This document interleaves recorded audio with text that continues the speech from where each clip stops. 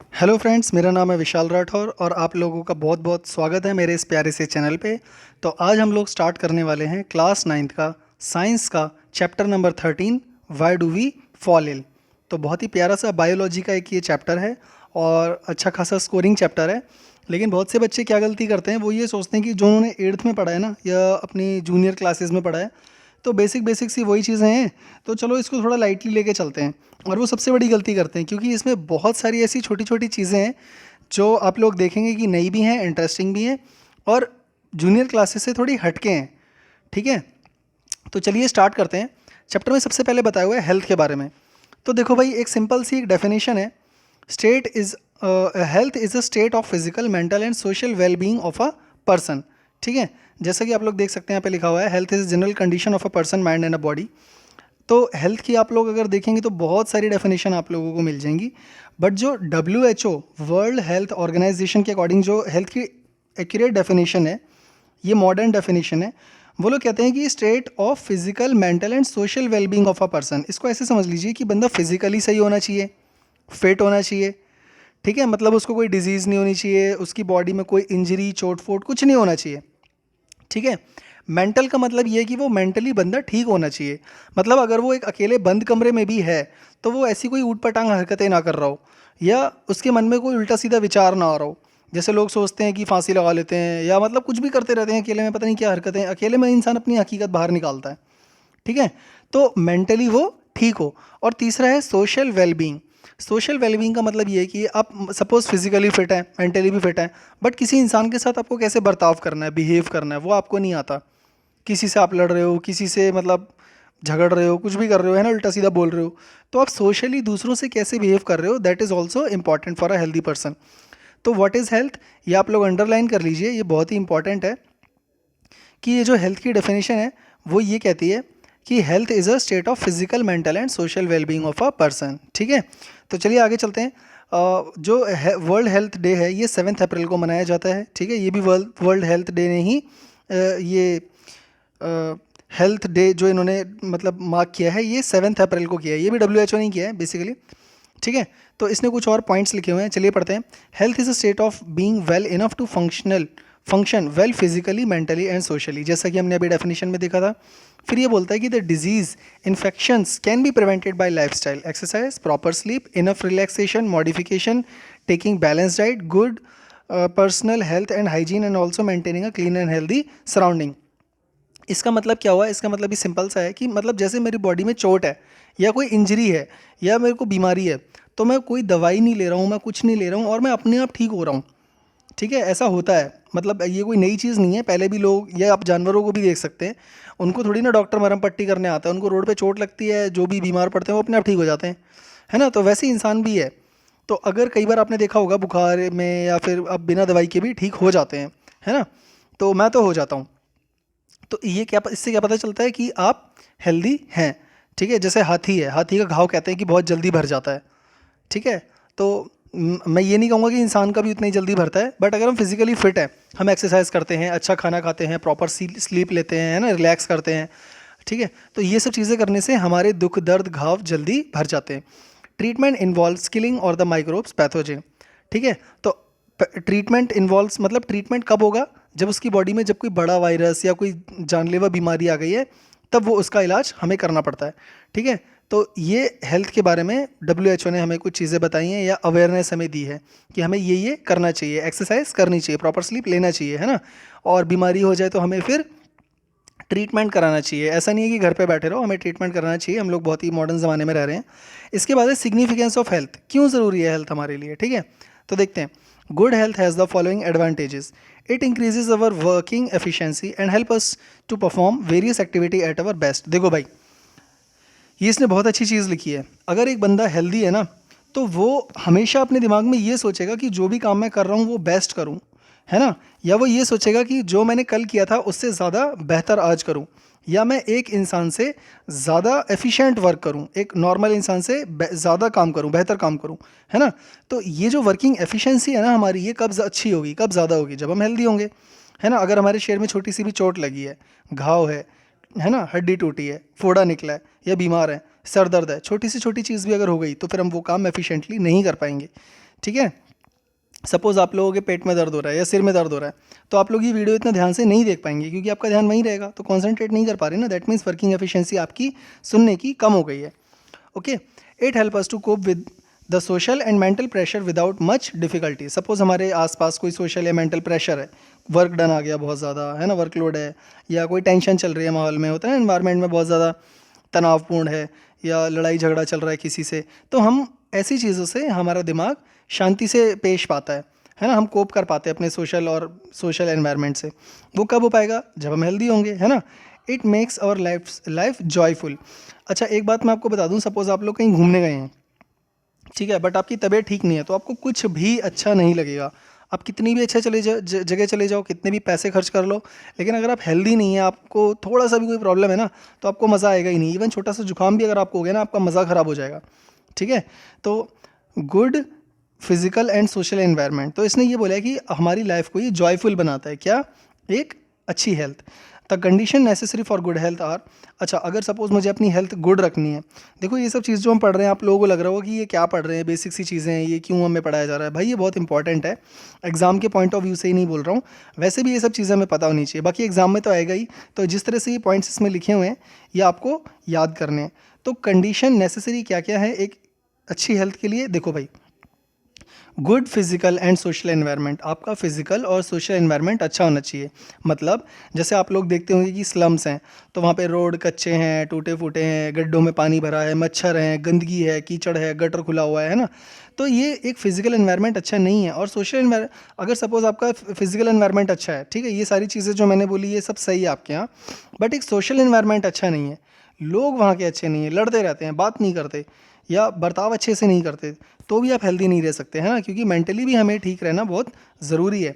तो good physical and social environment होना बहुत ज़रूरी है। दूसरा है गुड इकोनॉमिक कंडीशन, आपकी इकोनॉमिक कंडीशन भी अच्छी होनी चाहिए, क्योंकि फाइनली सीधी सी बात है, अगर हमारा इकोनॉमिक कंडीशन अच्छा नहीं है तो हमारा जो घर है वो अच्छी जगह नहीं होगा, है ना, लोग अच्छे नहीं होंगे वहाँ पे, जब घर अच्छी जगह नहीं होगा तो इकोनॉमिक कंडीशन अगर सही होगी तो हम हेल्दी डाइट ले सकते हैं, अच्छा खा सकते हैं, घूम फिर सकते हैं, पहन सकते हैं, साफ़ सुथरे रह सकते हैं, है ना। तो इकोनॉमिक कंडीशन भी बहुत ज़रूरी हो गई है आजकल, है ना, ये भी एक नेसेसरी कंडीशन है गुड हेल्थ के लिए।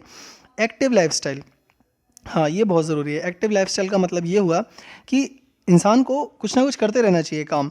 ये नहीं है कि अगर आपके पास सारी चीज़ें हैं, सपोज़ आपके पास पैसा है, घर है, मकान है, जॉब है, सब कुछ है, मतलब ऐसी कोई चीज़ नहीं है जो आपके पास नहीं है, तो आप लेटे रहें, ऐसा नहीं है। हमें कुछ करना चाहिए, वर्कआउट करना चाहिए, रनिंग करनी चाहिए, एक्सरसाइज करनी चाहिए, कुछ नया पढ़ना चाहिए, सीखना चाहिए।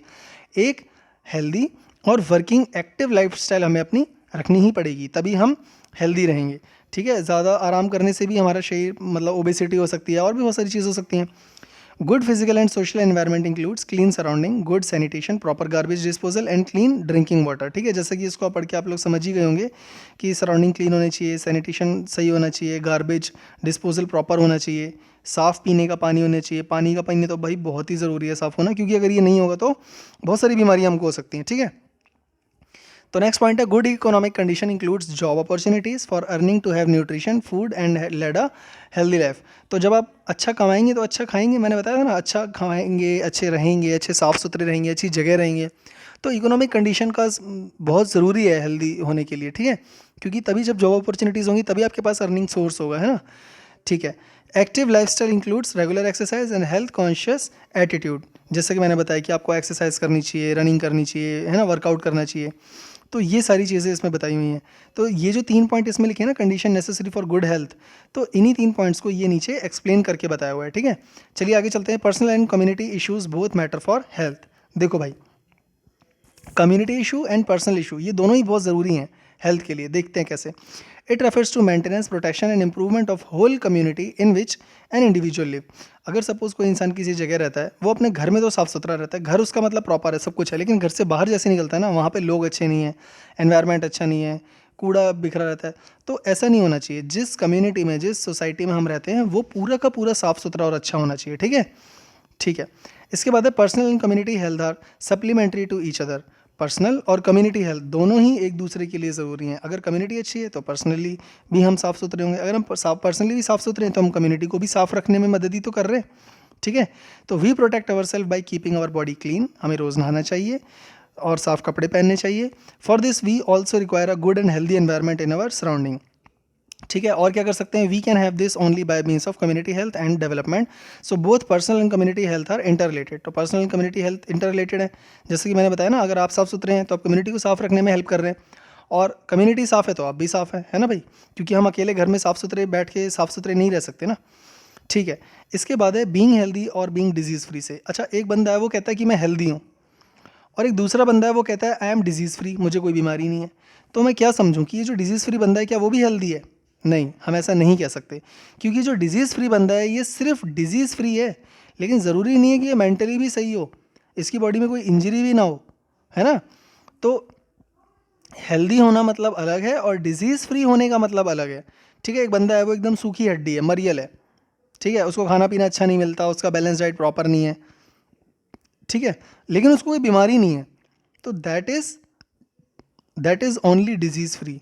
लेकिन एक हेल्दी पर्सन वो होगा जो पूरा प्रॉपर फिट होगा, एक्सरसाइज करता होगा, प्रॉपर डाइट लेता होगा, है ना। ये सारी चीज़ें बोल रहा हूँ, तो इनमें डिफरेंस ये बहुत ही इंपॉर्टेंट है। तो देखते हैं एक एक करके points. What is being healthy? Being healthy it is a state of being well enough to function well physically, mentally and socially. ये तीनों चीज़ें होनी चाहिए तभी एक बंदा हेल्दी होगा। एक तरह से ये हेल्थ की डेफिनेशन भी है। और बीइंग डिजीज़ फ्री क्या है? It is a state of absence from disease, मतलब बंदे को सिर्फ बीमारी नहीं है बस, और कुछ नहीं। Second point, what is being healthy? Being healthy it refers to the individual physical and social environment. Individually सही है, फिजिकली सही है, और सोशल एनवायरनमेंट के से भी वो सही बर्ताव कर रहा है या लोग उसे सही बर्ताव कर रहे हैं। एंड बीइंग डिजीज़ फ्री क्या है? It refers only to the individual. देखो, डिजीज़ फ्री में जो बंदा है ना, सिर्फ एक अकेले बंदे की बात हो रही है कि वो डिजीज़ फ्री है, बट बीइंग हेल्दी में इसका मतलब ये है, ये जो सेकंड पॉइंट लिखा है, कि सिर्फ वो ही सही नहीं है बल्कि वो फिजिकली भी सही है, इंडिविजुअली भी सही है, और उसका सोशल एनवायरनमेंट भी बिल्कुल सही है। ठीक है। थर्ड पॉइंट क्या कहता है? The individual has good health, मतलब बंदे की गुड हेल्थ है। और इसमें क्या कह रहा है थर्ड पॉइंट में, बीइंग डिजीज़ फ्री में, द इंडिविजुअल में गुड हेल्थ और पुअर हेल्थ, मतलब गुड हेल्थ भी हो सकती है और पुअर भी हो सकती है। हेल्थ की बात हो रही है, वो डिजीज़ फ्री तो है बट हेल्दी नहीं है। ठीक है। इसके बाद आगे चलते हैं, डिजीज़ एंड इट्स कॉज। तो भाई अब हमें डिजीज़ की पहले तो अच्छे से डेफिनेशन समझनी होगी। जैसे अभी तक हमने क्या क्या पढ़ा? हेल्थ पढ़ा, हेल्थ के लिए क्या क्या कंडीशन नेसेसरी हैं वो पॉइंट्स पढ़े, और हम अपने आप को हेल्दी कैसे रख सकते हैं वो पॉइंट्स पढ़े, है ना। तो जिस तरह से हमने एक हेल्थ के बारे में पूरा पढ़ा है, वैसे हम डिजीज़ के बारे में अब हम पढ़ने जा रहे हैं। अच्छा, मैं तुम लोगों को स्टूडेंट्स लोग एक एडवाइस देना चाहता हूँ भाई, बहुत ही इंपॉर्टेंट है। जो भी ये वीडियो देख रहे हैं वो वीडियो देखो, ज़रूर देखो, बहुत अच्छा लगता है जब कोई दूसरा समझाता है तो, और समझ में भी जल्दी आता है, मेहनत कम लगती है। लेकिन भाई एनसीईआरटी ज़रूर रीड करना एक बारी। एनसीईआरटी बहुत इंपॉर्टेंट है, एग्जाम के पॉइंट ऑफ व्यू से बोल रहा हूँ भाई। जो चीज़ें आती हैं वो एनसीईआरटी से आती हैं, उसकी एक्सरसाइज से आती हैं, उसके इंटेक्स्ट क्वेश्चन से आते हैं, और उसके बीच में से आता है। ऐसा नहीं है कि मेरी वीडियो में वो सब नहीं है, मेरी वीडियो में वो सारी चीज़ें और एक्स्ट्रा नॉलेज भी आपको मिलती रहेगी, ठीक है। लेकिन फिर भी आपको एनसीईआरटी पढ़नी है, ठीक है, दैट इज़ मोस्ट इंपॉर्टेंट। सबसे पहले तो आपको वही पढ़नी चाहिए, ठीक है। लेकिन अगर आप ये वीडियो देखने के बाद वो एनसीईआरटी का चैप्टर पढ़ते हैं तो आपको ज़्यादा आसानी होगी, ठीक है, समझ में जल्दी आएगा। तो डिजीज़ एंड इट्स कॉज, तो डिजीज़ क्या है? It refers to any condition that disturb और modifies the normal functioning of the living organism. देखो भाई, डिसईज जो है ना, डिजीज़, इसको दो टुकड़ों में तोड़ो, DIS डिस, और EASE ईज। डिस मतलब डिस्कम्फर्ट, सॉरी, डिस मतलब ना होना, है ना, नॉट। और ईज का मतलब क्या है? ईज मतलब होता है कंफर्टेबल, ईजी। तो अगर मैं कुछ भी कंफर्टेबली काम नहीं कर पा रहा हूँ, I am not comfortable, that is I am suffering from a disease, है ना। अगर मुझे कोई भी काम करने में आपत्ति आ रही है, सपोज मैं क्लास में बैठा हूँ, टीचर मुझे पढ़ा रहा है, मेरा ध्यान क्यों नहीं लग रहा वहाँ? भाई क्लास की सारी कंडीशन एकदम सही है, सारे बच्चे पढ़ रहे हैं, टीचर पढ़ा रहा है, पंखा चल रहा है, AC चल रहा है, गर्मी नहीं है, फिर भी नहीं पढ़ पा रहा हूँ। क्या रीज़न हो सकता है? सिर दर्द, पेट दर्द, जुकाम, कुछ भी हो सकता है ना। हो सकता है घुटने में दर्द हो रहा हो, चोट लगी हो कहीं बच्चे के, है ना, या दिमाग में टेंशन हो। तो अगर आप कोई भी काम अच्छे से नहीं कर पा रहे हो, जो भी आप काम करते हो या करना चाहते हो, तो भाई वो डिजीज़ है, ये ध्यान रखना आप, ठीक है। डिजीज़ का ये मतलब नहीं है कि बुखार हो गया, जॉन्डिस हो गया, टाइफाइड हो गया, वो डिजीज़ होता है, वो नहीं होता डिजीज़, वो तो मतलब होता ही है। बट उसके अलावा डिसीज़ का असली मतलब ये होता है कि डिस ईज, ठीक है, अनकंफर्टेबल फील होना, कोई भी काम करने में आपको आपत्ति आना। जैसे एक सिंगर है, वो गाना नहीं गा पा रहा, उसका गला खराब है, तो गला खराब कोई बहुत बड़ी बीमारी तो नहीं है, पर क्योंकि वो अपना गाना नहीं गा पा रहा है, दैट मीन्स वो डिजीज़ है, ठीक है। This is not healthy. तो डिसीज़ के बारे में आगे पढ़ते हैं। What does a disease look like? अब डिसीज़ दिखता कैसा है, ठीक है। तो when a person is affected by disease either by functioning और बाय अपीयरेंस और वन और more system of the body will change for the worse. देखो भाई, जब कोई डिजीज़ होता है तो होता क्या है, बंदे की बॉडी में कोई भी एक या एक से ज़्यादा ऑर्गन या पार्ट ठीक से काम नहीं कर रहा होता या बुरी अवस्था में जा रहा होता है, ऐसा समझ लीजिए, है ना, तभी तो डिजीज़ हो रहा है। These changes give rise to symptom and sign of disease. तो जब उसकी बॉडी में इस तरह के चेंजेस आते हैं ना, जिसकी वजह से वो डिजीज़ दिख रहा है हमें, तो वो दिखते कैसे है, वो पता कैसे चलता है, वो हमें सिम्टम या साइन से पता चलता है। सिम्टम एंड साइन बहुत ही इंपॉर्टेंट चीज़ है और इसके बारे में मैं अभी आपको बताने वाला हूँ। इसको एक मत समझ लेना, बहुत से लोग साइन और सिम्टम एक ही चीज़ समझ लेते हैं, ठीक है, ये अलग अलग है।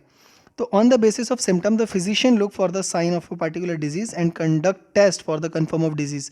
तो डिजीज़ असल में क्या है वो थोड़ी ना हमें अभी पता चला है, वो तो हमें कोई फिजिशियन, वो कोई तो हमें डॉक्टर साइन और सिम्टम को देख कर बताएगा कि बंदे को डिजीज़ क्या है, ठीक है। डिजीज़ तो बीमारी का नाम है, जैसे जॉन्डिस, टाइफाइड, मलेरिया, डेंगू, है ना, वो तो हमें डॉक्टर ही बताएगा चेक करके, ठीक है। लेकिन हमारी बॉडी कैसी दिख रही है, हमारी बॉडी में बहुत सारे सिम्टम और साइन आ गए हैं, उल्टी हो रही है, दस्त हो रहा है, पेट में दर्द हो रहा है ना, आंखें लाल हो गई हैं, पीली हो गई हैं, तो ये सब चीज़ें साइन और सिम्टम है जो डॉक्टर देखेगा, ठीक है। तो this is how a disease look like. अच्छा, इसके बाद साइन और सिम्टम में फ़र्क क्या है, देखो भाई ये बहुत ही बारीक चीज़ है, लोग इसमें बहुत ज़्यादा फ़र्क कम ही लोग जानते हैं, तो ये मैं आपको बता देना चाहता हूँ, एक बार ध्यान से समझ लीजिएगा। Sign, it gives more definite indication of the presence of a particular disease. It includes laboratory test, ultrasound, etc. देखो भाई, साइन वो चीज़ होती है जो हमें डॉक्टर बताता है, मतलब सामने वाला बताता है, ये चीज़ मुझे नहीं पता होती, ठीक है। जैसे सपोज डॉक्टर ने अल्ट्रासाउंड करा, उसको पता लग गया मेरे लीवर में प्रॉब्लम है, उसने लेबोरेटरी टेस्ट करा, यूरिन टेस्ट करा, उसने बताया कि बंदे की किडनी में प्रॉब्लम है, वो डॉक्टर बता रहा है, सामने वाला बता रहा है, वो मुझे नहीं पता, दैट इज़ कॉल्ड साइन।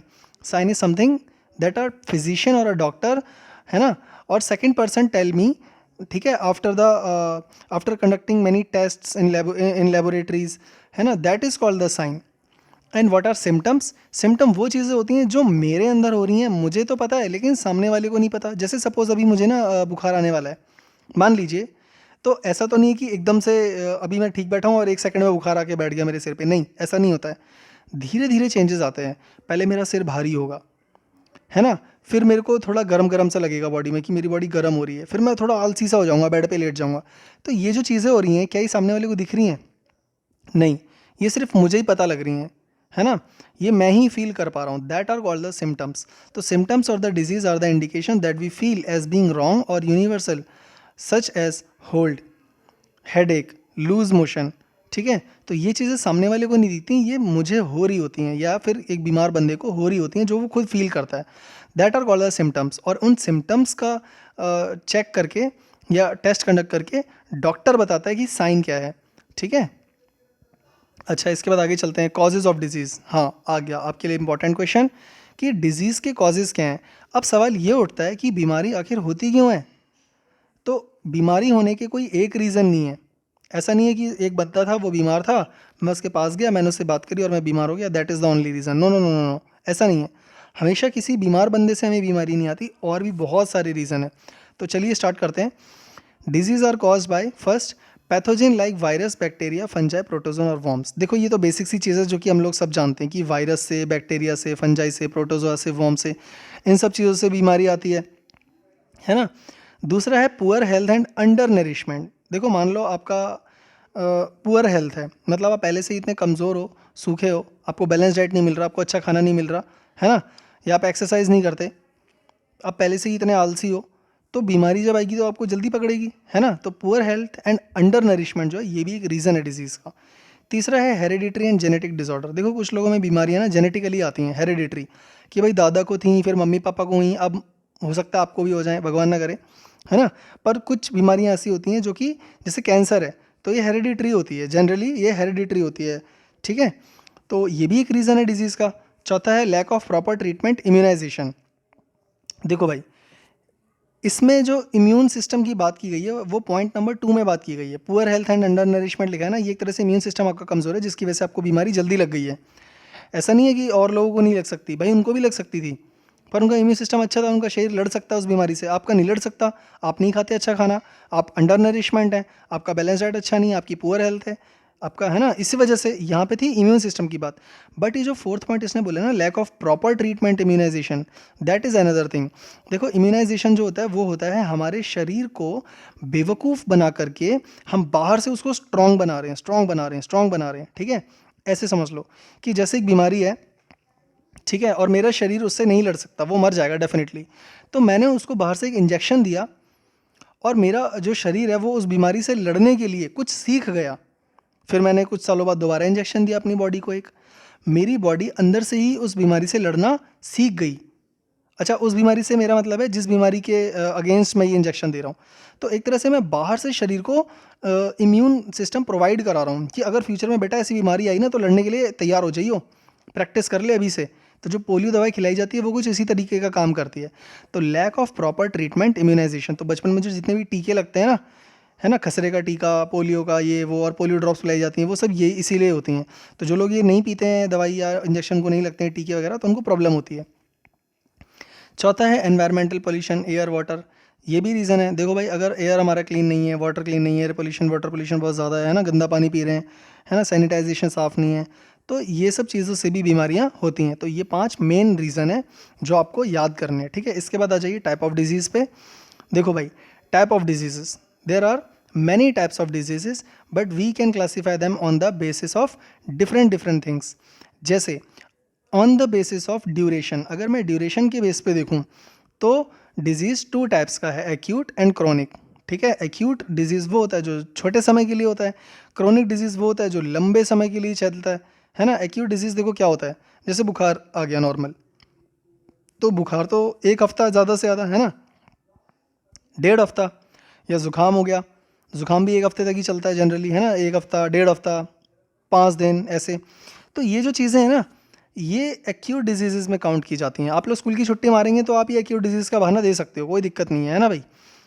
तो acute diseases which last only for very short period of time and affect body suddenly and quickly, और इससे ना हमारी हेल्थ पे कोई ज़्यादा खास फर्क नहीं पड़ता, शॉर्ट टाइम ऑफ पीरियड के लिए पड़ता है और फिर हम दोबारा उसको रीगेन कर लेते हैं अपनी बॉडी वैसी ही, है ना। बट ये जो क्रोनिक डिजीज़ होते हैं ना भाई, ये बहुत लंबे टाइम तक चलने वाले डिजीज़ होते हैं, ये हमारे जीवन साथी होते हैं। यूँ समझ लो कि इन्होंने हमसे शादी कर ली, हमें लेके ही मरेंगे, ये छोड़ने वाले नहीं हैं, ठीक है। कुछ तो ऐसे हैं जिनकी क्योर हो सकती है, कुछ ऐसे हैं जिनकी क्योर हो ही नहीं सकती, जैसे HIV एड्स है ना, और कुछ ऐसे हैं जिनको कि हम प्रिवेंट कर सकते हैं, बस रोक के कम करके रख सकते हैं, हमारे हाथ में कुछ तो होते हैं, ठीक है। तो क्रोनिक डिजीज़ जो हैं, these diseases which last for a long time even as much as the lifetime, these are called the chronic disease. जैसे डायबिटीज़ है, TB है, एलिफेंटाइसिस है। एलिफेंटाइसिस का मतलब होता है कि कोई आपका बॉडी का एक ऑर्गन, जैसे हाथ है या पैर है, वो इतना मोटा हो जाता है, बड़ा हो जाता है, जैसे जैसे हाथी का पैर है, ठीक है। तो ये लाइफ टाइम डिजीजेज होते हैं, ठीक। तो ये 2 टाइप्स ऑफ डिजीज़ हैं on the basis of duration. इसके बाद है communicable and non communicable disease. इसको हम इन्फेक्शियस डिजीज़ या नॉन इन्फेक्शियस डिजीज़ भी कह सकते हैं। तो अगर difference infectious disease non infectious disease में आता है या कम्युनिकेबल और नॉन कम्युनिकेबल डिजीज़ में आता है, तो आप सेम चीज़ ही याद रखेंगे, ठीक है भाई। सिंपल है, कम्युनिकेबल डिजीज़ वो होता है जो एक इंसान से दूसरे इंसान में फैल सकता है। जैसे मान लो बहुत सारी बीमारियाँ हैं, तो एक इंसान, जैसे कोरोना को ही ले लो, तो ये एक तरह का इन्फेक्शियस डिजीज़ है, एक इंसान से दूसरे में फैल रहा है ना, that is called infectious disease. The disease which spread due to the infection by microorganism are called the infectious disease. It is communicated from diseased person to healthy person caused by some biological agents, pathogens like virus, bacteria, fungi, protozoa, worms. तो ये तो pathogen है। Biological agents क्या हैं भाई, मैंने एक glass को पकड़ा, उससे पानी पिया, और वही झूठा गिलास से एक हेल्दी पर्सन ने पानी पी लिया, तो बीमारी एक हेल्दी पर्सन में चली गई ना, एक डिजीज़ पर्सन से। तो इस तरह से बीमारी फैलती है। तो these are called the communicable disease. और एक होता है नॉन कम्युनिकेबल डिजीज़, जिससे जो कि एक बीमार पर्सन से एक हेल्दी पर्सन में नहीं जा सकती, वो कम्युनिकेबल नहीं है, उसका रीज़न कुछ और ही है, वो किसी और रीज़न से ही ट्रांसफ़र हो सकती है, ठीक है। जैसे the disease which does not spread by contact between infected and healthy person through air and water is called non infectious. तो इस तरह से आप इसमें लिख सकते हैं कि जो इन्फेक्शियस है वो एयर एंड वाटर से फैलता है, ठीक है। तो नॉन इन्फेक्शियस एयर और वाटर से या डायरेक्ट कॉन्टैक्ट से नहीं फैलता है। जैसे आर्थराइटिस, हार्ट डिजीज़, डायबिटीज़, हाइपरथायराइड्स, ये बीमारियाँ नॉन कम्युनिकेबल हैं, ठीक है। अच्छा, इसके बाद और भी कुछ बीमारियां हैं, जैसे कि डेफिशिएंसी डिजीज़। डेफिशिएंसी डिजीज़ वो होते हैं जो कि खाने की कमी से पड़ जाते हैं, cause due to deficiency of nutrients. खाने की कमी नहीं, सॉरी, न्यूट्रिएंट्स की कमी से, है ना, न्यूट्रिएंट्स हमें खाने से मिलता है। The food that is we eat and the nutrient that we get from the food. तो न्यूट्रिएंट से की कमी से जो बीमारी होती है that is called the deficiency disease, जैसे गाइटर, है ना। इसके बाद है डीजेनरेटिव डिजीज़, जैसे कि आर्थराइटिस, एलर्जीज होती हैं, कुछ कैंसर है जैसे जो कि ल्यूकमेनिया से होता है, ठीक है। ठीक है, इसके बाद आगे चलते हैं। एक और बीमारी का नाम लिखा हुआ है congenital disease. These diseases present since birth, ये बाई बर्थ बीमारियां होती हैं, cause due to genetic abnormalities और डिफेक्टिव डेवलपमेंट ऑफ एम्ब्रियो। जब वॉम में एम्ब्रियो होता है, या आप फीटस भी कह सकते हैं, एम्ब्रियो के बाद वो फीटस बनता है। और कॉन्जेनिटल डिजीज़ वो डिजीज़ होते हैं जिसमें कि एक बच्चा जन्म से ही वो बीमारी को लेकर पैदा हुआ है, उसका डेवलपमेंट अच्छा नहीं हो पा रहा था जब वो वॉम के अंदर था, ठीक है। जैसे कि हेमोफिलिक, तो आपको बीमारी के नाम, जैसे कॉन्जेनिटल डिजीज़ है तो इसके साथ साथ आपको इसका एग्जांपल भी याद करना है, हेमोफिलिक, तो ज़्यादा आसान रहेगा। एग्जाम में हमेशा जब भी हम कोई डेफिनेशन लिखते हैं हमें एग्जांपल ज़रूर लिखना होता है, ठीक है। तो इसके बाद है difference between infectious and non infectious disease, हम पढ़ने जा रहे हैं। तो इन्फेक्शियस डिजीज़ यानी कि communicable disease, these disease spread from one person to another, ठीक है, एक से दूसरे में फैलता है। These diseases are cause due to pathogen like virus, bacteria, है ना, इनसे फैलता है। May be chronic and acute, ये क्रोनिक और एक्यूट हो सकता है ना, क्रोनिक भी हो सकता है, एक्यूट भी हो सकता है, ये भी याद रखना है। ऐसा ज़रूरी नहीं है कि एक्यूट ही होगा कम्युनिकेबल, वो एक क्रोनिक भी हो सकता है, ठीक है। For example common cold end TB, ये कम्युनिकेबल डिजीज है। कम्युनिकेबल का मतलब आप वैसे समझ लो ना कि जो एक पर्सन से दूसरे में फैल रहा है, ठीक है। और नॉन इन्फेक्शियस डिजीज वो है जो एक इंसान से दूसरे में नहीं फैलता। This does not spread from one person to one ill person to healthy person. This could be cause due to deficiency, cancer, degeneration, injury और metabolic disorder, primary by chronic nature, है ना। जैसे कि क्वार्शिकर, कैंसर, ये non infectious है, यानी non communicable है, ठीक है। इसके बाद आगे चलते हैं पैथोजेंस। पैथोजेंस देखिए क्या होता है, देखो पैथोजन वो एजेंट्स होते हैं जो कि एक इल पर्सन से एक हेल्दी पर्सन में चले जाते हैं, और जो इन्हें लेकर जाता है ना वो होते हैं वेक्टर्स, ठीक है। तो pathogen are the disease causing organism, हम इसको डिजीज कॉजिंग माइक्रो ऑर्गेनिज्म भी कह सकते हैं, क्योंकि जनरली ये माइक्रो ऑर्गेनिज्म ही होते हैं। तो बस इसमें एक ही लाइन आपको याद रखनी है पैथोजन में, these are the disease causing microorganism, these can also be known as infection agent. तो इन्फेक्शियस एजेंट देखो कौन कौन से हो सकते हैं, बैक्टीरिया हो सकता है, फंजाई हो सकता है, प्रोटोजोआ हो सकता है, और वॉर्म भी हो सकता है, कीड़ा भी हो सकता है, ठीक है। और यहाँ पे कुछ नाम भी लिखे हुए हैं, जैसे बैक्टीरिया में लिखा हुआ है salmonella typhi, mycobacterium tuberculi, staphylococcus, fungi में पॉइजनस मशरूम लिखा हुआ है। प्रोटोजोआ कौन कौन से हैं, अमीबा है ना, ट्रिप्नोसोमा है, प्लाज्मोडियम है, लीशमेनिया है, वॉर्म में एस्केरिस है। तो ये एग्जाम्पल भी याद रखने हैं। तो ये चार क्या है, ये पैथोजिन है, या यूँ कहो कि ये इन्फेक्शियस एजेंट है, और इनके ये एग्जाम्पल हैं, ठीक है, बैक्टीरिया, फंजाई, प्रोटोजोआ, वॉर्म, और उनके भी फर्दर एग्जाम्पल। इसके बाद एपिडेमिक डिजीज़ क्या होते हैं, some infectious disease that develop and spread rapidly to many people in country are called the epidemic disease. देखो कुछ बीमारियां ऐसी होती हैं जो बहुत तेज़ी से बढ़ती हैं और बहुत तेज़ी से फैलती हैं पूरी कंट्री में, पूरी कंट्री क्या, कम्युनिटी क्या, गांव क्या, पूरी दुनिया में।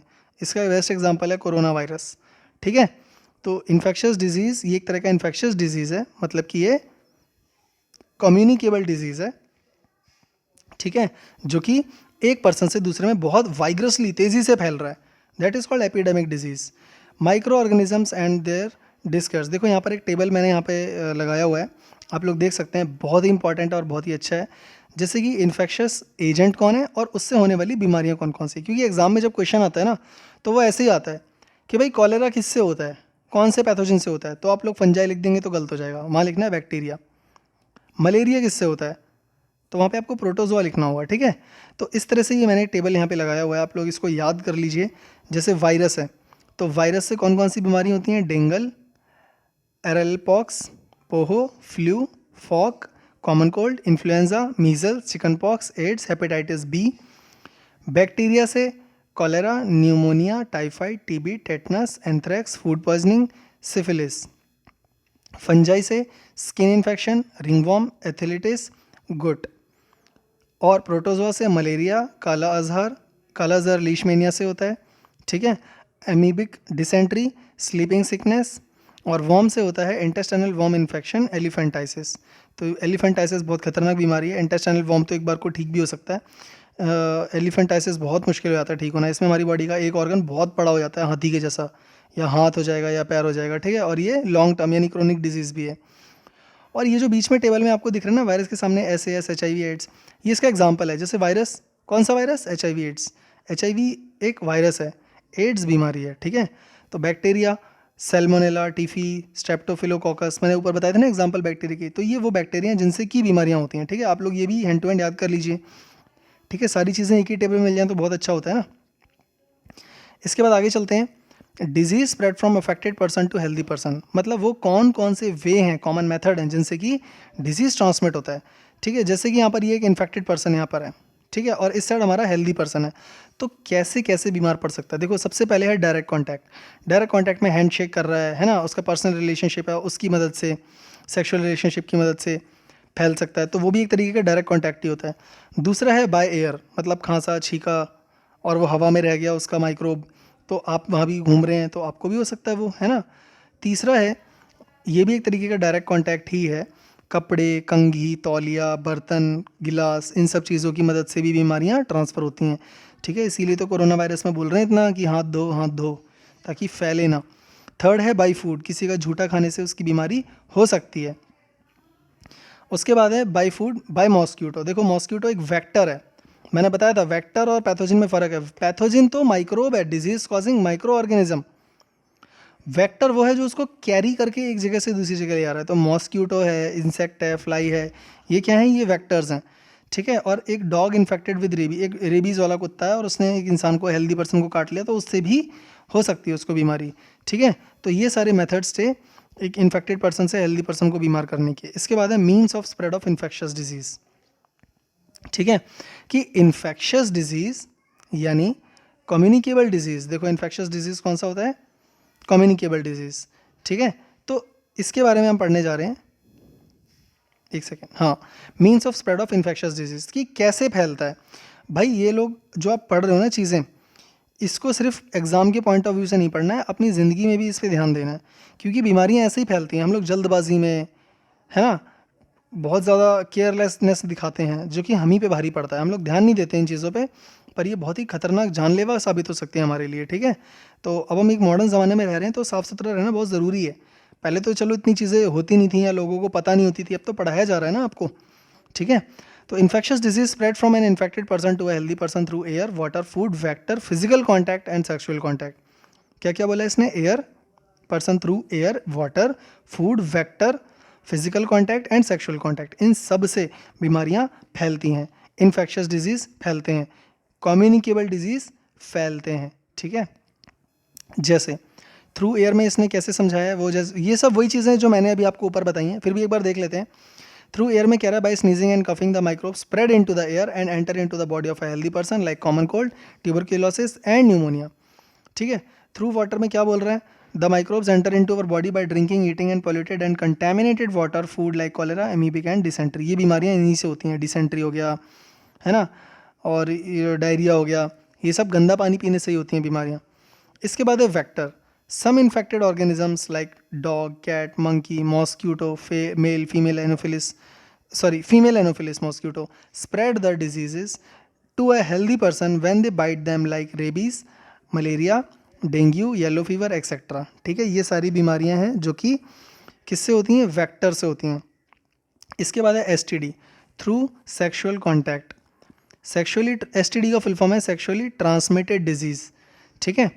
तो ये सेक्सुअल कॉन्टैक्ट के थ्रू फैलती हैं, जैसे कि सिफिलिस है, एड्स है, spread by the sexual contact with infected person. AIDS virus can also spread through blood transfusion and from the mother to the her child during pregnancy and through breast feeding. देखो, AIDS जो है ना, इसको फैलने के बहुत सारे तरीके हैं, ऐसा नहीं कि ये सिर्फ सेक्स करने से ही फैलता है, ऐसा नहीं है। इसमें होता क्या है कि जैसे सपोज एक HIV एड्स वाला बंदा है, उसने अपने बॉडी में इंजेक्शन लगाया ड्रग्स का, और उसने अपने दोस्त को दे दिया, ले भाई तू भी लगा ले, दोनों मिलकर ड्रग्स लेते हैं।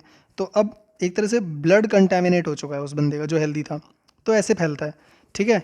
एक HIV एड्स से एक मदर को HIV एड्स है और उसका बेबी बॉर्न होने वाला है, तो उस बॉर्न बेबी को भी HIV एड्स हो सकता है, ठीक है। या ब्रेस्ट फीडिंग कराती है वो उसके बॉर्न होने के बाद, तो भी उसको HIV एड्स हो सकता है। और बाकी सेक्सुअली कॉन्टैक्ट से तो हो ही सकता है। तो ये सारी वो चीज़ें हैं, ये बहुत ही इंपॉर्टेंट है, इस पर क्वेश्चन आ सकता है।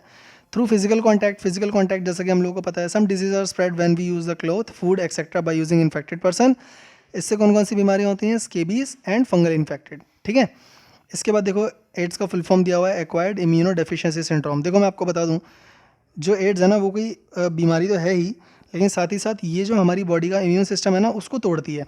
खतरनाक बात ये है एड्स की कि जो हमारी बॉडी का इम्यून सिस्टम है ये उसको तोड़ती है। मतलब यही हुआ कि अगर भगवान ना करे मुझे हो, किसी को भी अगर एड्स होता है तो उसके जो बॉडी का इम्यून सिस्टम है ना, जिसकी जिसकी वजह से उसकी बॉडी लड़ पाती है किसी बीमारी से, वो खोखला हो जाती है। तो जब उसको नई नई बीमारियाँ होंगी तो वो उसकी बॉडी में आती रहेंगी आती रहेंगी आती रहेंगी। ठीक है, तो उससे वो जल्दी बीमार पड़ेगा और जल्दी दुनिया छोड़ के चला जाएगा। ठीक है, अच्छा इसके बाद यहाँ पे कुछ ट्रांसमिशन के मेथड दिए हुए हैं 1 2 3 4 और उनसे प्रिवेंशन के तरीके दिए हुए हैं। इसको स्क्रीनशॉट लीजिए और याद कीजिए, और इम्पॉर्टेंट भी है ये।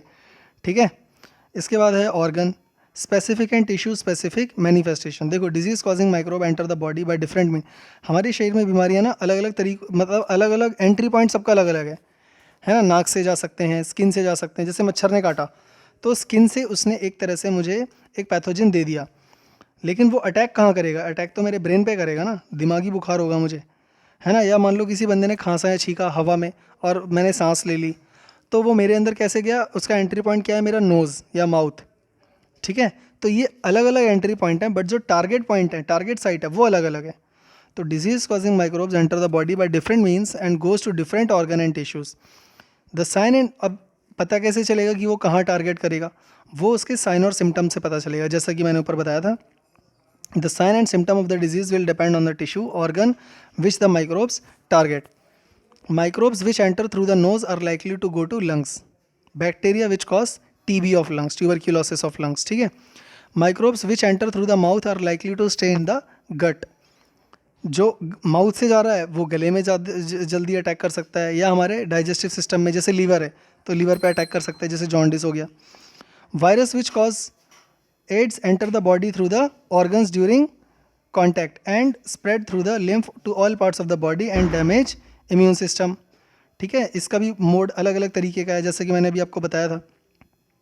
Virus which cause Japanese encephalitis brain fever enters the body through mosquito bite and goes the infected brain. मैंने बताया था ना कि एंटर कहीं से भी कर सकता है और टारगेट कहाँ करेगा? जो भी उसकी साइट है। ठीक है, तो प्रिंसिपल ऑफ ट्रीटमेंट देखिए क्या क्या है। अब इन इफेक्ट्स को रिड्यूस करने के लिए हम ट्रीटमेंट करते हैं। देखो सबसे पहली बात तो ये है कि भाई बीमारी होने ही क्यों, तो है ना। सबसे पहले तो अपने आप को प्रिवेंट करके रखो। Prevention is the best cure. To reduce the effect of the disease can be done taking medicine. बीमारी हो गई है तो दवाई लो, आराम करो, है ना। Bring down the effect of the disease like fever, pain और loose motion and by taking the bed rest to conserve our energy. Bed rest क्यों करते हैं? एनर्जी को कंजर्व करने के लिए, है ना। एनर्जी वेस्ट ना हो, वैसे थोड़ी सी रह जाती है, उसको तो कंजर्व करना ही पड़ेगा ना। ठीक है, तो इस तरह से हम दवाइयाँ लेते हैं बीमारियों से बचने के लिए। तो यहाँ पर कुछ दवाइयों के नाम दिए हुए हैं, ये आप ज़रूरी नहीं है कि आप याद करें ही करें इन दवाइयों के नाम, करना चाहते हैं तो कर सकते हैं। जैसे सबसे पहला दिया हुआ है for fever and pain paracetamol, ये तो आप लोग जानते ही होंगे, है ना। और सबसे लास्ट में देखो सेट्रिजिन दिया हुआ है, जो कि एलर्जिक रिस्पॉन्स के लिए होता है, जैसे ज़ुकाम वगैरह, है ना। तो आपको याद करना है तो करिए, नहीं तो कोई ज़रूरी नहीं है ना। उसके बाद है टू किल द माइक्रोब्स। हम दवाइयाँ क्यों लेते हैं, क्यों करते हैं अपना ट्रीटमेंट? माइक्रोब्स को मारने के लिए। This can be done by taking suitable antibiotics and drugs which kills the microbes and disease in the cured. इसके बाद है to cure disease specific medicine are also use to kill that microbe. Some medicine are, देखो यहाँ पर भी इसने कुछ medicine दिए हुए हैं, लेकिन ये आपको पढ़ने पड़ेंगे। ठीक है, ये एनसीईआरटी में है। तो चलिए स्टार्ट करते हैं एंटी बैक्टीरियल से। देखो एंटी बैक्टीरियल नाम से पता चल रहा है, एंटी बैक्टीरियल, एंटी बायोटिक, मतलब बैक्टीरिया को ही मारेगा ना भाई। अगर एंटी बैक्टीरियल है तो बैक्टीरिया को ही मारेगा ना। तो these drugs are use to kill और stop the growth of bacteria in the body. तो क्या होगा? सबसे पहले मेरी बॉडी में बीमारी आएगी, मुझे सिम्टम होंगे, मुझे पता चलेगा मुझे कुछ हो रहा है, मैं डॉक्टर के पास जाऊंगा, वो कुछ ट्रीटमेंट नहीं करेगा, कुछ चेकअप्स करेगा, है ना, टेस्ट कंडक्ट करेगा, और फिर वो मुझे साइन बताएगा कि आपको इस बीमारी का साइन है। फिर वो ट्रीटमेंट करेगा, फिर वो मुझे बताएगा कि आपको ये बीमारी है, और फिर डॉक्टर ये भी बताएगा कि आपको ये बीमारी किससे हुई है, बैक्टीरिया से, वायरस से, फंजाई से। तो जिससे भी हुई है उसको मारने की दवाई मुझे देगा। तो एंटीबायोटिक किसको देगा? जिसको बैक्टीरिया से बीमारी हुई है, ठीक है। तो these drugs are use to kill और stop the growth of bacteria in the body. These drugs are very specific, means they and work only against bacterial infection, जैसे कि पेनिसिलिन है, टेट्रासिलिन है, सेफिक्सिमिन है। तो पेनिसिलिन, टेट्रासिलिन आपको याद कर लेना चाहिए, ये 2 एंटीबायोटिक्स के नाम हैं, ठीक है, जो बैक्टीरियल डिजीज़ को ख़त्म करते हैं। एंटीबायोटिक्स एक्ट्स एज ब्लॉकिंग सम बायोकेमिकल पैथवे। देखो होता क्या है, जो बैक्टीरिया होता है ना हमारी बॉडी में, तो जब हम दवाई खाते हैं जैसी ना कोई छोटी मोटी, तो बैक्टीरिया अपने अराउंड आजू बाजू क्या करता है, एक शील्ड बना लेता है, एक कवर बना लेता है। तो उस कवर को बनाने की वजह से वो अपने आप को बचा पा रहा है बार बार। तो जब तक दवाई का असर है वो कवर बना लेगा, और जैसी दवाई का असर ख़त्म वो फिर ग्रो करना शुरू कर देगा। तो इसीलिए हम एंटीबैक्टीरिया क्यों खा रहे हैं? ताकि वो उस पैथवे को, उस मैकेनिज़्म को ही तोड़ दे जिससे वो अपना कवर बना रहा है, ठीक है, समझ में आया आपको? तो जब कवर ही नहीं बना पाएगा तो फिर मर जाएगा ना वो।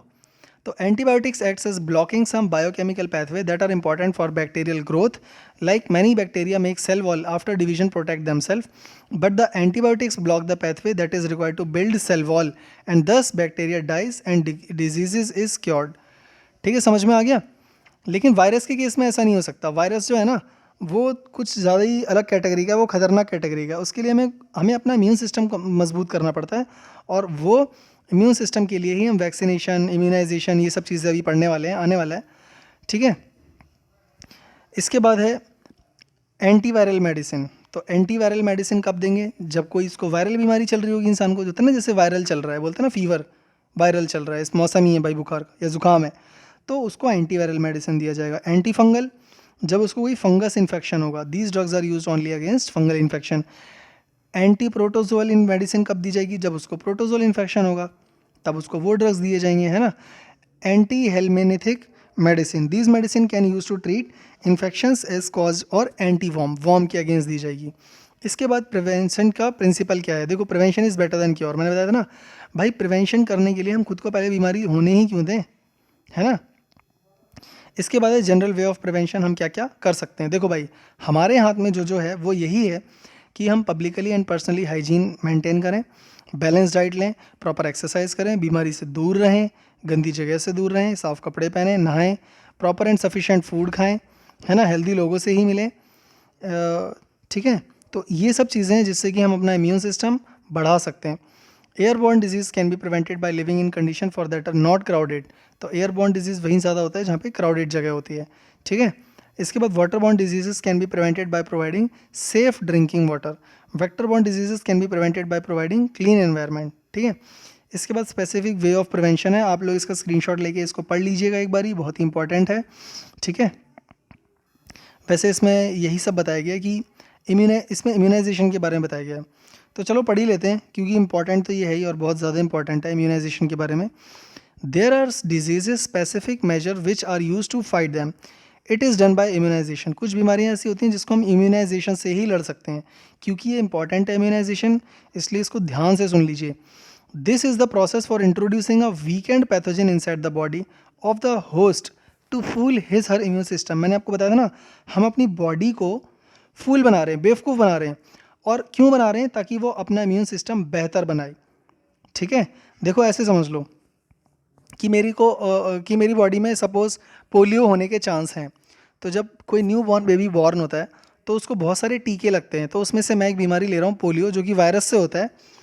अगर मैं बचपन में उसको पोलियो की दवाई नहीं पिलाऊंगा तो बड़े होके उसको पोलियो होने के चांस हैं, मतलब कि उसका कोई बॉडी पार्ट ग्रो करना बंद कर देगा या टेढ़ा मेढ़ा हो जाएगा, है ना। तो बहुत प्रॉब्लम करता है, फिर ये बहुत उसकी बॉडी शेप बेकार हो जाती है ना। और बीमारी तो फिर बीमारी है ही, बहुत खतरनाक बीमारी है, इंडिया में पहले थी अब नहीं है, ठीक है। तो उसके लिए करते क्या हैं, अब क्योंकि वायरस से तो हमारा इम्यून सिस्टम ही लड़ेगा, अब हमारा इम्यून सिस्टम इतना मजबूत है नहीं कि उससे लड़ सके वायरस से, तो बचपन में ही ना हम पोलियो ड्रॉप्स देना बच्चों को शुरू कर देते हैं। तो उससे होता क्या है, एक्चुअली वो बच्चों को ड्रॉप्स में ना पोलियो का वायरस ही पिला रहे होते हैं, हाँ, पोलियो का वायरस ही पिला रहे होते हैं, पर डेड वायरस पिला रहे होते हैं, मतलब कि उसको हीट दे करके मार दिया वायरस को, और पोलियो का वायरस ही हमने पिला दिया। तो उससे होगा क्या, बच्चे को पोलियो तो होगा नहीं। क्यों नहीं होगा? क्योंकि हमने डेड वायरस पिलाया, ये तो श्योर है। लेकिन उससे हुआ क्या, हमारी बॉडी खुद लड़ना सीख गई कि पोलियो के वायरस से कैसे लड़ना है। भले ही वो मरा हुआ था वायरस, जो उसने पिया पोलियो की दवाई में, पर उसे लड़ना तो सीख गया ना वो। फिर ऐसे ही पोलियो की ड्रॉप्स जब हम पिलाते रहेंगे तो हमारी बॉडी पूरी तरह से तैयार हो जाएगी पोलियो के प्रॉपर वायरस से लड़ने के लिए। तो जब वो बच्चा बड़ा होगा और पोलियो वायरस उसके अंदर आएगा तो उसकी बॉडी चुटकी बजा के लड़ लेगी उस बीमारी से, है ना। तो इस तरह से हम इम्यूनाइजेशन बढ़ा रहे हैं अपनी बॉडी का, उसको फूल बना करके, है ना। तो अब पढ़ते हैं immunization. This is the process of introducing a weakened pathogen inside the body of the host to fool his or her immune system to produce antibodies against that particular disease. Not only does immune system fight the disease but also keep a memory of incident by keeping those antibodies in the blood. आप लोग ये पूरा याद कर लेना, बहुत important है, आपको भी ऐसे ही एक्सप्लेन करना होता है एग्जाम में, ठीक है। फिर आप लोग कहते हैं अरे आंसर तो लिखा था मैंने, मुझे नंबर मिले नहीं, या उसको ज़्यादा मिले मुझे कम मिले, आप लोग एक्सप्लेन नहीं करते होगे अच्छे से, है ना। इस तरह से ही एक्सप्लेन किया जाता है। तो not only body fight the immune system but also keep a memory of the incident of keeping those antibodies in the blood. Thus next time even if the disease will strike the host body with full vigor, the body will be able to protect itself with the help of these antibodies. Okay, this is also the basic law followed by the vaccination program done for the infants. तो infants को vaccination जो दिए जा रहे हैं वहाँ पर भी basically यही किया जा रहा है। तो what is vaccination? Vaccination is the administration of a vaccine to help the immune system develop protection from a disease. Vaccine contains a microorganisms in a weakened or killed non-infective state. ठीक है, अब vaccine किन किन बीमारियों के लिए लगाई जाती है देखो भाई, याद कर लेना। टेटनस के लिए, diphtheria, whooping cough, measles, polio, BCG का फुल फॉर्म है bacillus Calmette Guerin, used against the prevention of TB, जो कि टीबी के अगेंस्ट लगाया जाता है प्रिवेंशन के लिए। और जो स्मॉल पॉक्स है उसके अगेंस्ट भी वैक्सीन लगता है, ये भी आ सकता है एग्जाम में। और ये एडवर्ड जेनर ने इसको डिस्कवर किया है, इन्वेंट किया है 1796 में, ठीक है। ये भी एनसीईआरटी के एक बॉक्स में दिया हुआ है, इसलिए इम्पॉर्टेंट है। इसके बाद यहाँ पर हम लोग देख रहे हैं कि एक डिजीज़ एक टेबल दिया हुआ है और बहुत ही अच्छा खासा टेबल है। और इसके बाद चैप्टर ये ऑलमोस्ट ख़त्म ही है, बट इसके बाद कुछ ऐसी इंपॉर्टेंट डेफिनेशंस भी मैंने यहाँ पर इकट्ठी करी हैं, आप लोग एक बार इसको प्लीज़ देख लीजिएगा, ठीक है। तो अभी मैं यहाँ पर आता हूँ, पर इससे पहले हम लोग ये पहले टेबल देख लेते हैं। तो देखो भाई, एक ही टेबल में सब कुछ अगर मिल जाए तो इससे अच्छा क्या हो सकता है, मैंने बताया था ना। तो देखो इसमें क्या क्या दिया हुआ है। डिजीज़ क्या है, सबसे पहले मलेरिया, किससे होता है, इसका पैथोजन क्या है, प्रोटोजोआ। तो एग्जाम में क्वेश्चन कुछ भी आ सकता है कि डिजीज़ बताओ, पैथोजन बताओ, वेक्टर बताओ, सिम्टम बताओ, तो आपको सारी चीज़ें एक साथ याद होंगी अगर, तो आपको आसानी होगी याद करने में, याद रखने में। मलेरिया का पैथोजन है प्रोटोजोआ, वेक्टर कौन है, फीमेल एनोफिलिस मॉस्क्यूटो, सिम्टम क्या है, chills and recurrent fever. Typhoid का पैथोजन क्या है, बैक्टीरिया, और कौन सा बैक्टीरिया, सैल्मोनेला। वेक्टर कौन है, कॉकरोच, ठीक है। High fever and intestinal infection. HIV AIDS का पैथोजन क्या है, वायरस, और कौन सा virus, HIV, human immuno virus. It is not a disease in itself, it is affect our lymph gland thereby decreasing our immunity. मैंने बताया था ना इम्यूनिटी कम करता है ये। डेंगू, ये किससे होता है, ये भी वायरस से होता है, ठीक है। तो देखना मलेरिया और डेंगू में क्या फ़र्क है, दोनों ही होते तो मच्छर से हैं, female anopheles mosquito and female aedes mosquito.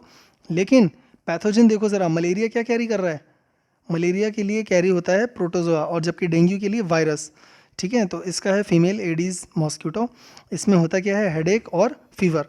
इसी तरह से यहाँ पर और भी बीमारियाँ दी हुई हैं और उनके सिम्टम और उनके पैथोजन ये सब दिए हुए हैं। ये आप लोग इसका स्क्रीनशॉट लेकर के याद कर लीजिएगा, कॉपी में लिख लीजिएगा, इंपॉर्टेंट है, एग्जाम में आ सकता है। और ये सिर्फ इंपॉर्टेंट ही हैं इस टेबल में, सारे नहीं हैं, अगर सारे होते तो ये टेबल बहुत लंबा हो जाता है, ठीक है। तो इसके बाद आगे चलते हैं। यहाँ पर मैंने कुछ इंपॉर्टेंट क्वेश्चंस भी यहाँ पे लिखे हुए हैं, आप लोग इसको इनके आंसर लिख सकते हैं, ठीक है। स्क्रीनशॉट ले लेके लिखते जाइए, क्योंकि ये चीज़ें ना एग्जाम में यही पूछी जाती हैं। Full form of WHO, read expanded form of AIDS, ठीक है।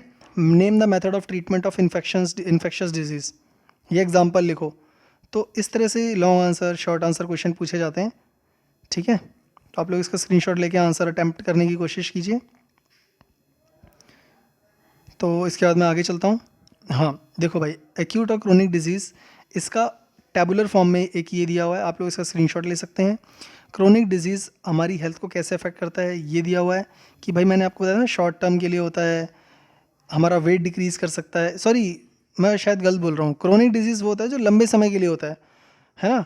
तो इसके बारे में एक बार पढ़ लेते हैं। Chronic diseases take relatively a long period of time, hence they were likely to affect our general health as well. They may hinder the growth of children or increase the stress in adult. हमारी body की growth को hinder कर सकता है, रोक सकता है ना, छुपा सकता है. They can make us feel tired all the time. हमें हर वक्त थकान फील होगी. They can also lead to a increase or decrease in weight. Weight हमारा कम ऑल्सो हो जाएगा, है ना. They can also affect our day to day activities and ability to learn new things. हम कुछ काम कर ही नहीं पाएंगे, क्योंकि जो एक्यूट डिजीज़ है वो तो 1-1.5 हफ्ते के लिए होता है मैक्सिमम, है ना. उसके बाद बंदा फिर फिट हो जाएगा. लेकिन जो लॉन्ग टर्म डिजीज़ है तो कुछ करने ही नहीं देंगे ना ज़िंदगी भर. इसके बाद infectious and non infectious disease का ये टेबल है. कम्युनिकेबल नॉन कम्युनिकेबल डिजीज़ का ये सेम टेबल है. आप लोग इसका स्क्रीनशॉट लेकर के इसको प्लीज़ याद कर लीजिएगा, बहुत इंपॉर्टेंट है ये. वैसे मैंने ऊपर अभी वीडियो में बता दिया है, आप लोग पूरा वीडियो ज़रूर देखिए, ठीक है. इन्फेक्शस एजेंट कौन कौन से हैं और उनसे होने वाली बीमारियां कौन कौन सी हैं, क्योंकि टेबुलर फॉर्म में हम लोगों को जल्दी याद होता है, ठीक है. Why do we need to understand the characteristics of this infectious agent. How penicillin can help fight against bacteria. मैंने बताया था ना, सेल वॉल का कवर नहीं बनने देता है, सेम वही प्रोसेस है. सेवरल टाइप्स ऑफ डिजीज़, यहाँ पर भी एक टेबल दिया हुआ है. Waterborne disease, lifestyle disease, vector borne disease, sexually transmitted disease, airborne disease, foodborne disease, उनके कॉजिंग फैक्टर्स क्या क्या हैं, एग्जाम्पल क्या क्या हैं. तो आप लोग इसका स्क्रीनशॉट प्लीज़ लेकर के याद ज़रूर कर लेना, ठीक है. इम्यून सिस्टम क्या होता है, इम्यून सिस्टम के ऊपर इसमें पूरा बताया हुआ है. और a specific method to strengthen the immune system, वो वैक्सीनेशन वाला जिसमें मैंने कि आपको बताया था ना कि किस तरह से हम लोग अपनी बॉडी को फूल बना करके अपना इम्यून सिस्टम ग्रो कर रहे हैं. ये पॉइंट्स ज़रूर आप लोग पढ़ लीजिएगा, मैंने बड़ी मुश्किल से कलेक्ट करा है ये. Disease cause control and prevention, ये अगेन एक टेबल है, आप लोग इसको याद कर लीजिएगा. सारी बीमारियां हैं इसमें ऑलमोस्ट, जो आपके सिलेबस में है और पूछी जा सकती हैं. आप लोग इसको नोट करके याद कर लीजिएगा. WBC वाइट ब्लड सेल होता है, ठीक है, और यही है वो जो हमारे ब्लड में पाया जाता है, ब्लड में लिम्फ में पाया जाता है. और बीमारियों से लड़ने के लिए, पैथोजन से लड़ने के लिए यही एंटीजन एंटीबॉडीज़ तैयार करता है, ठीक है. पैथोजन क्या होता है, वेक्टर क्या होता है. देखो, vectors are those organism that carry a pathogen from host to a recipient. Mosquito, rat and mice are some of the common vectors that carry infectious disease. Okay, bacteria, virus, fungi, parasite. Immunization, देखो immunization last definition है. Immunization is the process whereby a person is made immune or resistant to infectious disease. Vaccines are the most common mean to immunize per people. Immunization क्या है, immune system को बढ़ाना है. तो इसके बाद हम लोग एक चीज़ और देख लेते हैं. एक टेबल है जो स्टार्टिंग में टेबल चैप्टर की दिया हुआ है, और बहुत ही अच्छा टेबल दिया हुआ है. ये देखो, ये एक तरीके का ना कंसेप्ट मैप है. जैसे कि सपोज सेंटर में डिजीज़ लिखा हुआ है, तो एक हेल्दी पर्सन है is affected by disease. Source क्या क्या है उसका, देखो इंट्रिंसिक फैक्टर भी हो सकता है, एक्सट्रिंसिक फैक्टर भी हो सकता है. इंट्रिंसिक तो हेरिडिटरी वाला है या लो इम्यून सिस्टम है. एक्सट्रिंसिक है फिजिकल, इन्फेक्शस, डेफिशिएंसी या इनहेरिटेड, ठीक है. ये दोनों ही दिए हुए हैं. इसके बाद है personal and community issues. Disease कितने टाइप का है, acute, chronic, congenital and acquired. Acute short term के लिए रहता है, क्रोनिक लॉन्ग ड्यूरेशन के लिए, कॉन्जेनिटल बाई बर्थ होता है, बताया था ना. एक्वायर्ड होता है जो हम अपने वातावरण से लेते हैं, वो भी 2 टाइप का है, इन्फेक्शस, नॉन इन्फेक्शस. इन्फेक्शस वाला कौन सा है, जो स्प्रेड हो सकता है, spread bye pathogen and method of transmission. Solution से हो सकता है, उसका सॉल्यूशन क्या क्या है इन्फेक्शस वाले का. और जो नॉन इन्फेक्शस है वो कितने टाइप का है, देखो नॉन इन्फेक्शस 3 टाइप का है, malfunction of organ, deficiency disease और हार्मोनल डिजीज़, ठीक है. तो इस तरह से आप लोग रोड मैप से याद कीजिए. डिजीज़ कितने टाइप्स का है, 4 टाइप का है, एक्यूट, क्रोनिक, कंजेनिटल, ठीक है. एक्वायर्ड 2 टाइप का है, इन्फेक्शस, नॉन इन्फेक्शस. इन्फेक्शस भी फर्दर 3 टाइप का है ना. डेफिशिएंसी डिजीज़ होगा, हार्मोनल होगा, या फिर मेल फंक्शन ऑफ ऑर्गन होगा. इन्फेक्शस जो है वो फैलता कैसे है, उसका सोल्यूशन क्या है बचाने का. फैलता है 2 तरीके से, पैथोजन और मेथड ऑफ ट्रांसमिशन. ये रहे, देखो पैथोजन ये रहे 5, bacteria, fungi, protozoa, worm, virus. और मेथड ऑफ ट्रांसमिशन क्या है, through air, through water, through sexual contact, through vectors. और वेक्टर्स ये रहे mosquitoes, cat and dog, house fly and flies, और उनसे होने वाली बीमारियाँ. तो आप ज़रूर इसको इसी फॉर्म में याद कर लीजिएगा, क्योंकि तभी लंबे टाइम तक हम इसको याद रख सकते हैं, ठीक है. और मेथड ऑफ प्रिवेंशन क्या है, प्रिंसिपल ऑफ प्रिवेंशन देखो ये दिया हुआ है कि जनरल वेज है clean environment, safe drinking water, hygiene, personal, public. Specific ways है इम्यूनाइजेशन और वैक्सीनेशन. ये वो तरीका है जो हमें लास्ट में फिर मजबूरी में करवाना ही पड़ता है, वरना ज़रूरी तो ये है हमारे लिए, है ना. हमें ये सब चीज़ें साफ़ सफाई से, हाइजीनिक से रहना चाहिए. तो एक मेथड तो ये हो गया प्रिंसिपल। दूसरा क्या है, treatment, reduce the effect of disease, जिससे कि हम दवाइयाँ लेते हैं, kill the cause of disease by antibiotic etcetera, antivirus, antifungal, ठीक है। तो आई होप आप लोगों को ये वीडियो पसंद आया होगा। अगर आपको ये वीडियो पसंद आया, अगर आपके जानकारी के लिए अच्छा रहा, आपको चीज़ें समझ में आई, तो वीडियो को प्लीज़ लाइक, सब्सक्राइब और शेयर ज़रूर कीजिएगा। Thank you friends.